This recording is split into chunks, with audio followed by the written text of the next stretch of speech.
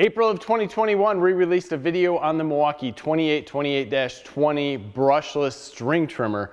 This was a big deal to me at that point in time because of the trigger, which was the best trigger that I've had on the market on a brushless string trimmer because it was very similar to gas. I mean, you just zip that trigger and this motor at the end just follows it precisely. I absolutely love that. It's been a year later and I've used this weekly since then. Let's go over what I like and what I dislike.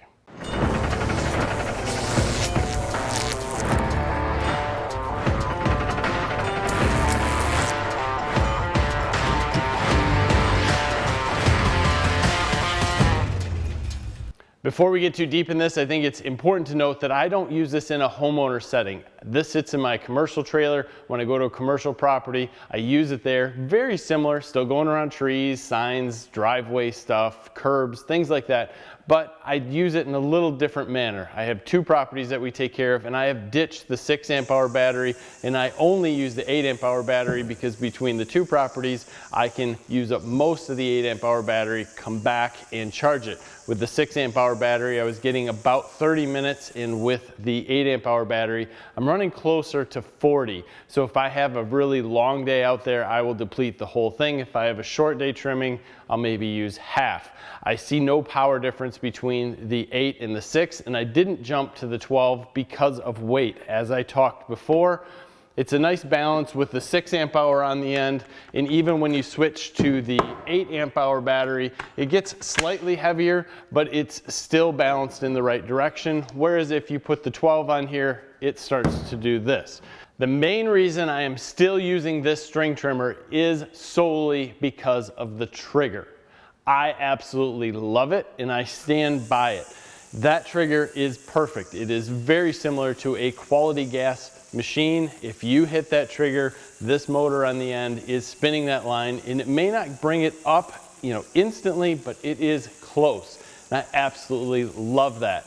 The biggest downside that I see to this after 1 year of use is the vibrations. They're getting a little bit worse. So the more I use this, the more I feel those vibrations between 4,000 RPMs and 6,200. And while I use this in high all the time, I never use low, which is 0 to 4,000 RPMs. When I have to get into thick grass, like I'm showing you right now, I have to keep that trigger just buried, and I'm feeling a lot of vibrations in my hand. So after 20 minutes of use, my hand comes off this if I'm not wearing a glove, and it's tingly. I totally dislike the vibrations that I'm getting out of this, but I have to say, this is a quality trimmer, and everything else that works in it works better than what most other brands do, so I like it and use it more, but I totally dislike those vibrations. We called out those vibrations in our first video, and they weren't quite as bad as they are now. You could see the head movement in the vibration when you were at full throttle in the first video when this was brand new, and at this point in time it's at least doubled, although it's really hard for it to catch on camera because of how fast it's moving. But I can tell you, wear gloves if you're going to use this. A good pair of leather gloves helps take care of that issue. With that said, I think this is still probably one of the best ones out on the market, and that includes the 60 volts and even going upwards, because it's lightweight, it's a little bit longer, it has all the power I need, it has a lot of the runtime I need, and it's easy to move around. I still use it even with those vibrations because of it. Now, other people have commented on our other videos saying it doesn't have the same amount of power as some of the other ones and it might be light. Now, in this situation, I wanted to go out and just run this like someone would at a farm. Tall grass, lots of crap to go through. And I will agree with you, in that situation where you're running through a lot of tall grass, this does not have the power needed to continue or even compare with some of the lower end gas machines on the market. It simply didn't throw that grass far enough away. It would wrap itself around and you'd have to pull it out. I felt like the power would decrease, the more things would wrap around it, and then eventually you had to stop and pull everything out, start over again.